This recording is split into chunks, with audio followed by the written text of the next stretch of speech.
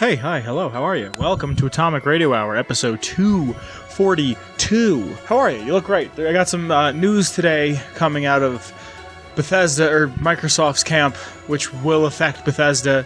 I got a fun piece of lore from everybody's favorite Fallout, and then to wrap it up, I did something really cool, and I'd like to share it with you. Hope you guys are doing well. I'm back. You look great. You smell fantastic. You look like $1 million. Recently, I got hip to some news by everyone's favorite Kyle, and he sent me this message about Microsoft. And Phil Spencer, I tweeted out the other day, we have signed a 10-year agreement with NVIDIA that we will allow GeForce Now players to stream Xbox PC games as well as Activision Blizzard titles, including Call of Duty, following the acquisition. We're committed to bringing more games to more people, however they choose to play. That seemed cool, right? Anybody can play anything as long with NVIDIA's help, right? So then I also get this from Brad Smith, saying, we've now signed a binding 10-year contract to bring Xbox games to Nintendo's gamers. This is just part of our commitment to bring Xbox games and Activision titles like Call of Duty to more players on more platforms. Microsoft, and then there's a photo here. Microsoft have now negotiated and signed a binding 10-year agreement to bring Call of Duty to Nintendo players the same day as Xbox, with full feature content so they can experience Call of Duty just as Xbox and PlayStation gamers enjoy Call of Duty. We are committed to providing long-term equal access to Call of Duty and other gaming platforms, bringing more choice to more players and more competition to the gaming market. So, what I take from all of this is that we're going to get a John Halo Master Chief amiibo. Probably not. Probably not going to get that anytime soon. It would be cool, but it seems to me... It seems to me that it's just going to be, we're going to get to a point where everything is on every console except for 4 games. I think Call of Duty is going to be the first game that they kind of share. And I've said for a long time that Nintendo should have Call of Duty on their system. They should have these big games. They should have the opportunity to have multiplayer. They should. Because Nintendo's fine. Like, they make a fine product. If you like it, you like it.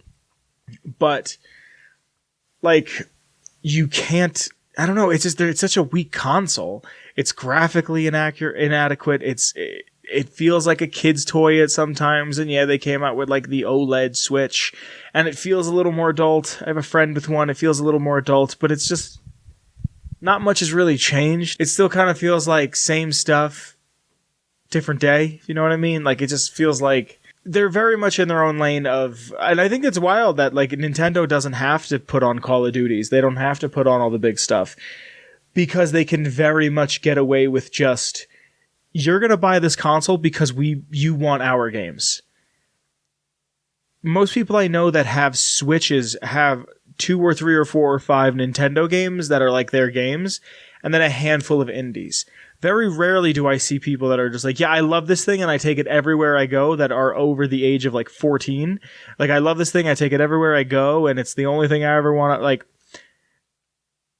I don't think it's weird to carry around a Switch because I was carrying around a Game Boy well before I had a phone.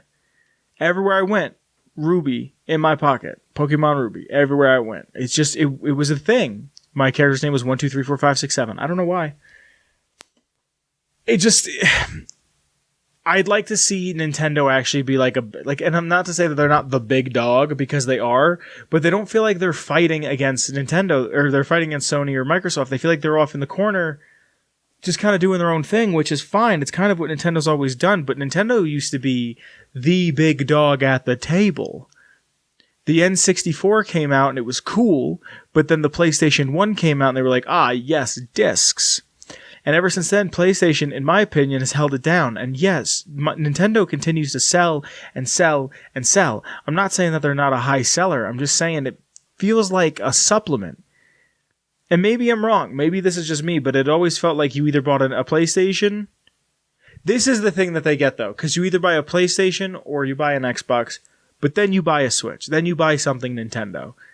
And I guess they don't really have to change because they're making all the money they could ever need with that. And they're opening up Super Mario World or Land in Orlando in Universal's the movies coming out, so they're obviously doing something right. It's nice that it's going to be like, oh, hey, the big boys have something that they might want to play on Switch. But also, I think Switch is a very casual console, and if you can get a casual console like that, and then you can get something that's a more casual game that is taken a little more seriously, like Call of Duty. There's a new one every year. They don't really change. You have a winning thing. Like Microsoft and Nintendo's relationship, I have a feeling, is going to be really big, and I wouldn't be surprised if there's a huge relationship there and they start to bring back Rareware games. If they bring back like Conker, if they bring back Banjo-Kazooie, if they bring back Battletoads, because Rare, like, I don't know, I don't think Rare makes great games, personally. They make fine games. I think a lot of people are blinded by nostalgia. Personal hot take.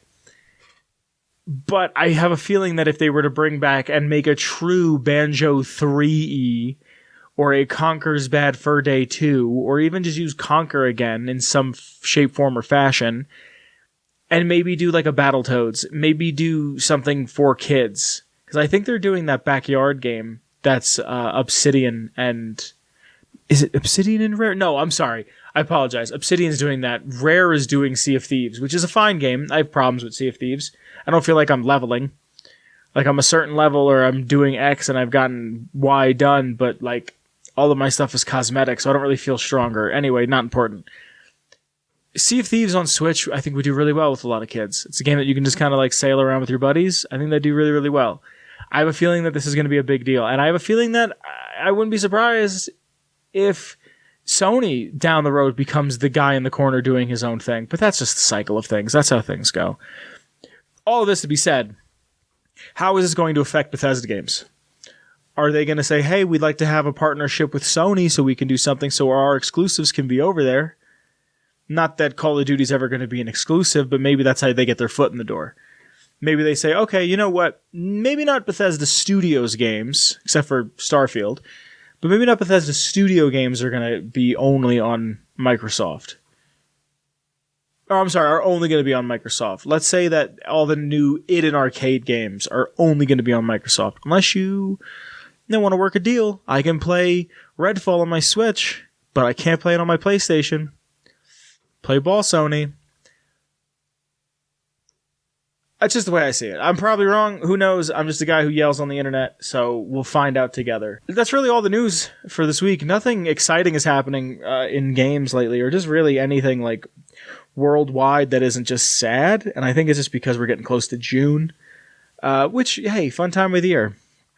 I always enjoy June. Kyle will be on soon to talk about that. Stop right there, me. Sorry to interrupt myself, but there's something I want to talk about. Two things I want to talk about real quick. Hi, it's me from the future, yet the past at the same time. How are you? Just real quick, I wanted to talk about this because I only found out that it happened. So today is Thursday, 2/23/23 in the year of our Lord. And I just realized moments after recording that I missed a huge story that I want to talk about.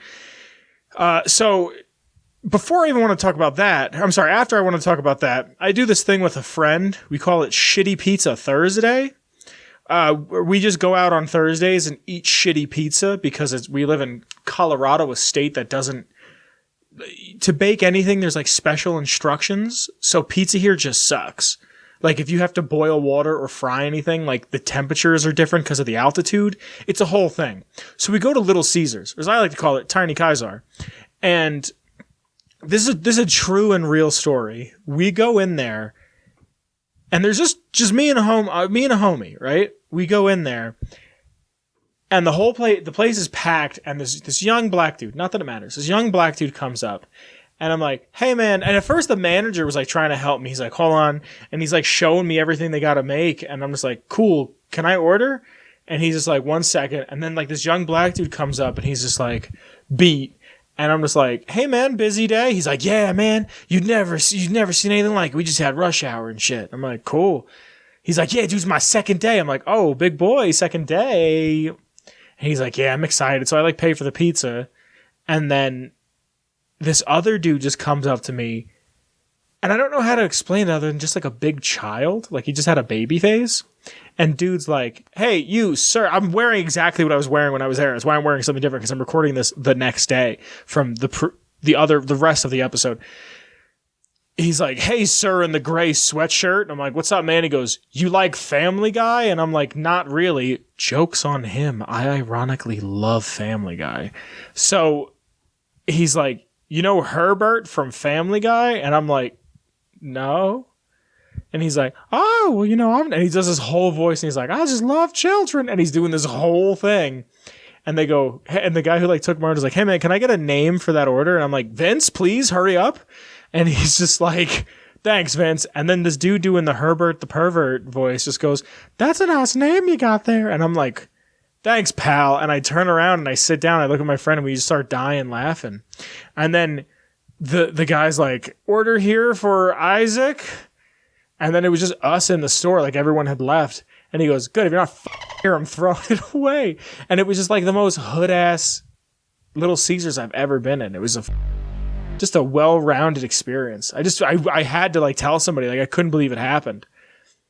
I was just like, and now I'm sitting there going like, I can't go to any other Little Caesars. And they make just such awful pizza. It's just not good, but it's one of those things where it's just like, I know what it is and it costs $9, right? Anyway, all right, this is what I really wanted to talk about. I just had to tell that story because it was buck wild and just one of those like, so behind me will be pictures, more leaks of the Fallout TV show for Amazon Prime. And I'm tired of saying I'm excited for the show because I'm excited for the show and there's not much to go off of for these leaks. Like I said, there's pictures behind me. There's one of a bunch of people in line with vault suits on, so I'm assuming they're extras. There's one that I really want to talk about. One, this is Hondo COVID check-in. I don't know what Hondo means. And another one that's just a Pip-Boy. That's just somebody's Pip-Boy.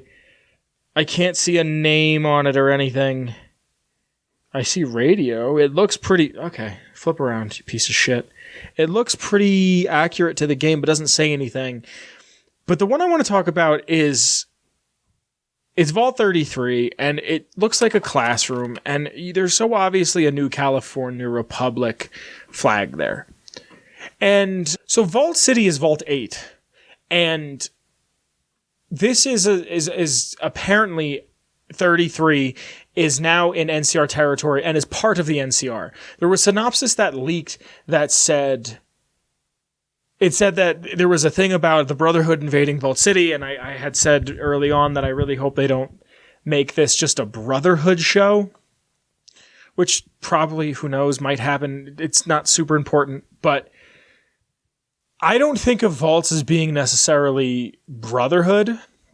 I was reading a lot of comments on Twitter about this post, and one of them kept saying that it was San Diego, which I don't know where that's coming from. I guess they're basing it off number. There was also apparently something was said early on in the development of New Vegas that Obsidian wanted to nuke San Diego completely and just have that in the lore, but Bethesda was like, hey, no, we want to use that for something. So maybe it takes place in San Diego. I think it's wild to have a vault. This is what I think perturbed me the most about seeing the screenshot, is that you see a vault and the people are still in vault suits. And I'm not currently looking at the picture, but I believe there's a laser pistol or rifle on the desk there. So maybe there's some Brotherhood influence. There's also the Brotherhood and the NCR don't really get along at this point. So maybe it's just someone in the vault with a laser gun.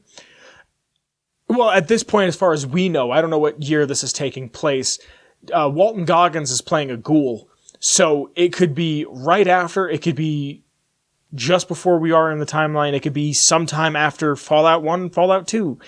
But just seeing the NCR flag, that's one thing. That doesn't really bother me. What bothers me more is the fact that they're still wearing vault suits. Why would you have a vault suit on if you're in NCR territory? If you're an NCR citizen, you are now part of the New California Republic. You wouldn't... Like, I could see the older people, but the guy in the shot looks like a younger fella. That's the only thing that doesn't make sense to me. If they explain it in a way that makes a minimum amount of sense, I'll probably let it pass because I just want the show to be good. But it just was one of those things that I'm sitting there looking at it going like, how do you can explain this? I really don't think that I would think if I was a writer and I was writing this, NCR comes in, says we're annexing your land. The people are either yes or no about it, or they're indifferent, which is really only the three options you have. But I doubt anybody would be like, unless they're a hardcore supporter of the NCR, I can't see them saying anything but like, yeah, like why would you keep that vault suit on unless you're an old timer? Like unless you're someone who's like, I was born in this vault and I'll die in this vault type people. It's interesting. I would love to know what you think. Like I said, there should be pictures behind me currently, but like, let me know what you think. Let me know what you have to say about this. I'd love to get some feedback. This seems to be like the first piece of like substantial lore, the first piece of anything really substantial that we can kind of take and maybe hypothesize upon of what's going to happen. There's cool, like, inside the vault stuff. I hope 33 plays a big part. I hope it's not the sole focus. The vaults are really cool in Fallout, but I think what's really cool about them is the experiments, and then you kind of peter out when you have a whole world of other minutia to explore about, like, someone who somehow learned how to tame Yao Guai, or someone who, like, is immune to rad scorpion venom and is now king of the rad scorpions. Just, like, someone who is sexually attracted to feral ghouls and will stop at nothing to make sure that they bust and bust heavy. Like, just there's a bunch of other shit out there that I feel like is cooler to explore outside of vaults, because I feel like once you either go, it was an experiment or it was a control, you're kind of done. Don't get me wrong. Like, I want vaults, but like, I'm going into a new Fallout game going, ooh, I can't wait to see what the conflict is. I can't wait to see what the people are. I can't wait to see what the vaults are. But the vaults are 15 to 20% of what I'm actually like looking forward to. I don't know. Let me know what you think. Let me know what you have to say, and put it in the comments. I love you very much. Sorry for interrupting myself. So, back to me. Thank you, me. Mort 11. Before I get into the lore, I would like to thank a couple people. Because of the Patreon, I can continue to make the show in the way that I want to. And because of you guys, I continue to do what I'm doing. And I love you very much for it. The show is getting bigger and better every day that I have a new idea that I can do something. And there's actually something I'm going to talk about a little bit later. But I have a camera. I have a really nice, like, full HD 60 frames a second, HDR-enabled camera that I can essentially use instead of a Logitech webcam and bring this into true HD, maybe get some lighting.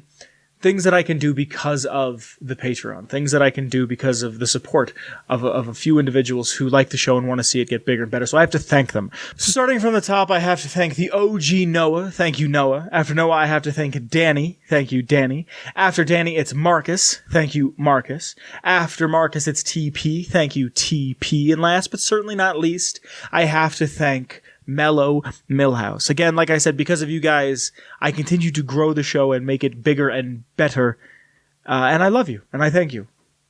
Thank you. The show is entirely fan-funded. I love you. Now, for the meat and potatoes of the show, every week here, what I'd like to talk about is one of my favorite things in the world is the Fallout series, the video game series. And I have a piece of lore from everybody's favorite Fallout game, Fallout New Vegas. Usually I ask a question in the Discord, and the first person to get the question right gets to pick this week's lore. This week I chose the lore. So if you'd like to hear any lore whatsoever, make sure you're in the Discord. And this week's lore is on the Atomic Wrangler from Fallout New Vegas. The only functioning casino on what was formerly Fremont Street in Las Vegas is now part of New Vegas, but more accurately, I should say, it's part of Freeside. Now, this casino is run by the Garrett twins, both Francine and James Garrett. And this casino offers up a couple of quests, some of them being Debt Collector, all of them being Debt Collector Talent Pool, Wang Dang Atomic Tango, Big Winner Atomic Wrangler, Friend of the Followers, Long-Term Care, and Smooth Talking Criminal. Now, this is a staple. The Wrangler. Actually, I'd like to show something off. Give me just a moment. Now, I have, not the brag, but I have the Fallout New Vegas Collector's Edition, and one of the tokens that you get of the casinos is of the Atomic Wrangler. Please focus. chip, token. I don't know why it's not wanting to focus. Here it is in all of its glory. It's a very nice chip. I love the way it's done. The little homage to Dr. Strangelove, which I'll talk about a little bit later. Just such a nice token. It's only worth 10. It's also something that when Olive and I created the show, we looked at these and went, oh, wow. We drew a ton of inspiration for the logo and the color scheme from this coin from the game without even realizing it. But it is a staple of the Wasteland. It's a staple of the Mojave. It's a staple of New Vegas. And some of the people that like to hang out here, it's a very popular hangout for the Van Graffs, the Kings, some caravanners, and some of the NCR citizens that are passing through that aren't poor, but just a little down on their luck. The bottom floor is comprised of a stage, a bar, a cashier room, a kitchen, and bathrooms. There's also a very hard lock door to a storage room that the key is held by the Garrett twins, but because of their own incompetence, they'll open the door and then never lock it again, meaning you can get inside of it. The second floor has a balcony that looks over the bar and the stage, and this is also where some of the rooms are. There's a couple hotel suites that are there, and also a room that you can rent out, as well as the corner room, all of this located on the second floor. The third level is the living quarters of the Garretts and the Wranglers employees. And it's something that I never thought about, especially in a place like New Vegas, is the people that work in these casinos. If you look at someone like Swank and Benny, Benny has a suite, but never in my mind did I ever think this is exactly where Benny lives. It's where Benny hangs out. I thought that's where Benny takes girls back to. I thought Benny had some place somewhere else, but it would make sense that he would have, even in the comic, there's that really dope shot of Benny looking over Vegas. So it would make sense that he would live here. If anybody would live there, I could see like the head guy living there. But all of the Atomic Wranglers people work and live inside of the Wranglers. So you live at your job pretty much, which is fine if that's what you're into.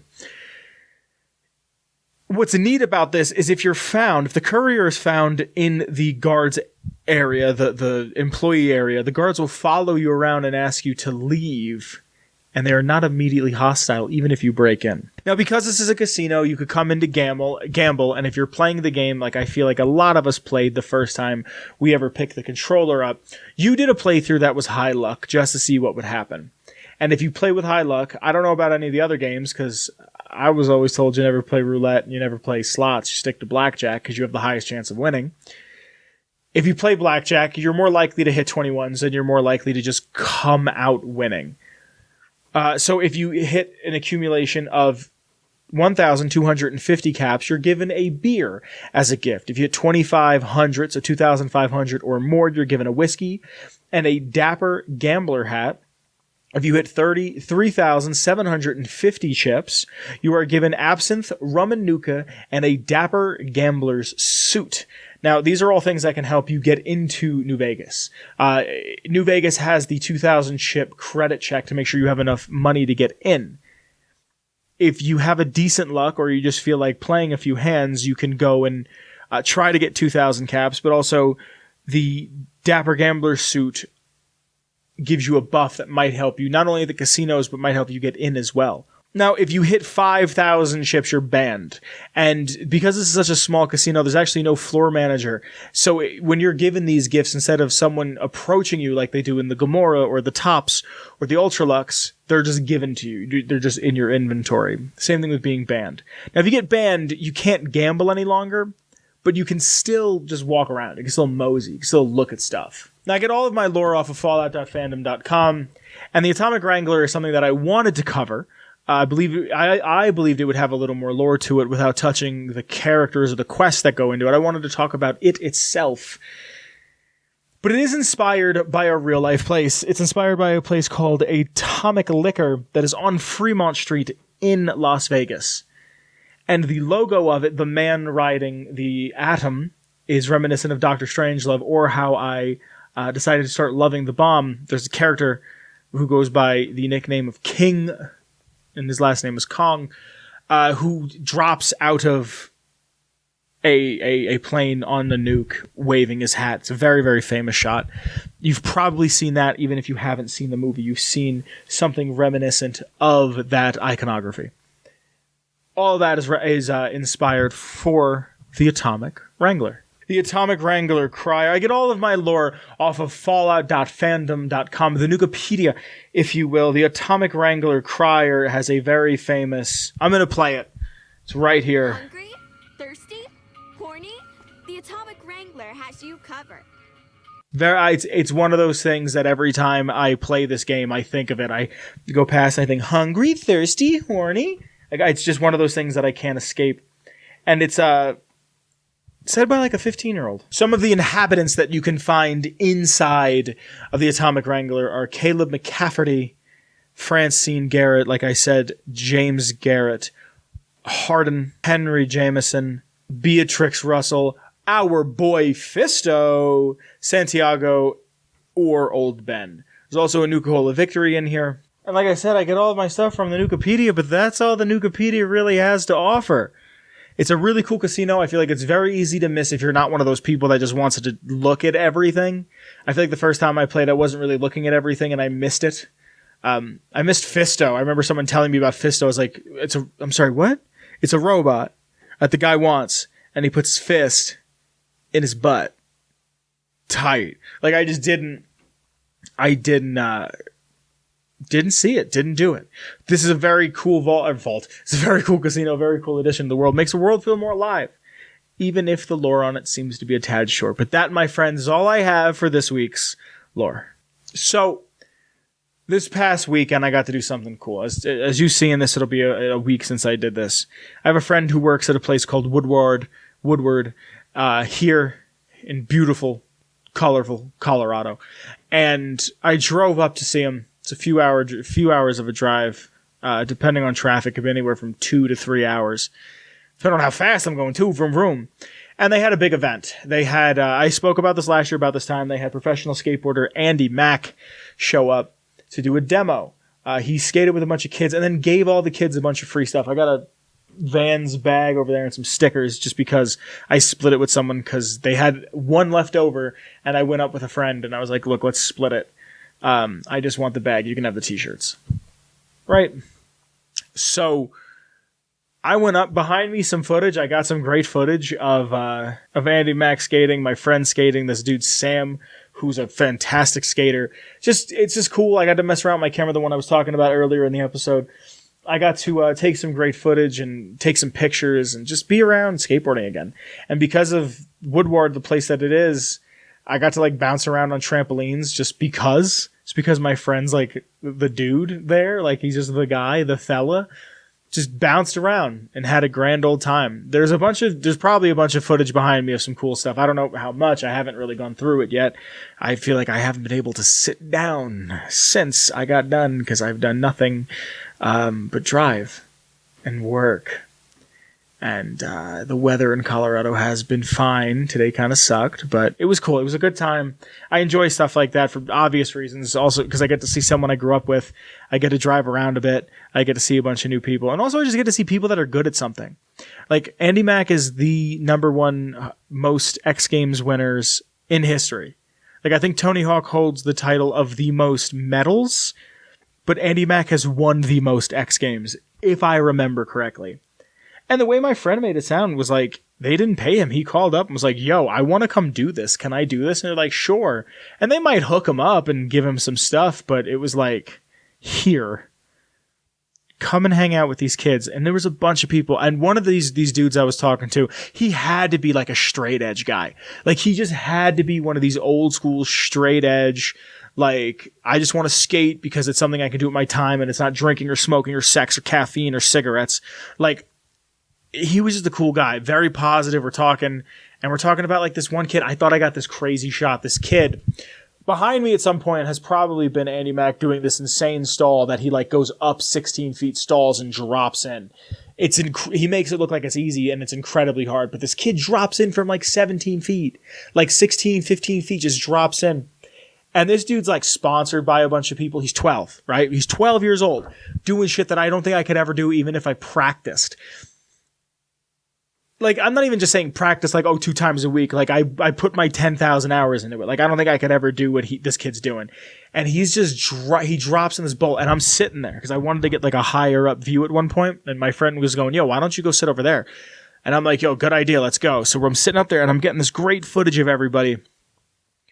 And I'm waiting for this kid because he's 12 and he's about to do this Mondo drop. And he just in, and I got it.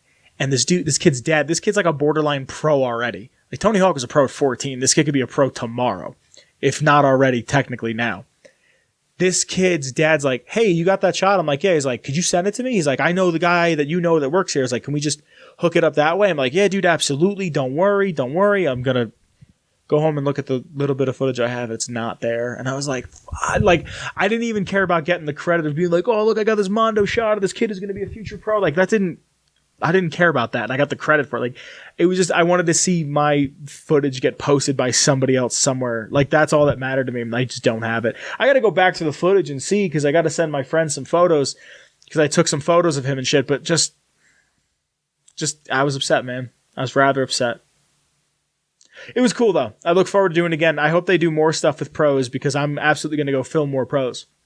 But let me know what you guys did last weekend in the comments below. That's all I really have for you this week. I love you very much. Thanks for hanging out, sticking around. My name has been Vince. The intro music is by the one and only Shane Ivers. It's called Feather Duster. Silvermansounds.com/free music for all of his heaters. Check them out if you get a chance. Link in the description to the Patreon. Thank you again to the Patreon, the Redbubble if you want to help in a smaller monetary way. My Twitter, Kyle's Twitter, the show's Twitter. A bunch of other fun links like to my Twitch. Make sure you check it out. I love you very much. Be fun. Have safe. I love you, and I will be seeing you very, very shortly. Bye, everybody. Bye. Why did I do that? 240 episodes, and I still don't know how to outro something. I guess it's just the one thing you never learn how to do, like growing up, or wiping your ass. All right, I gotta end this. Atomic Radio Hour Podcast. A Ghoulman Entertainment production.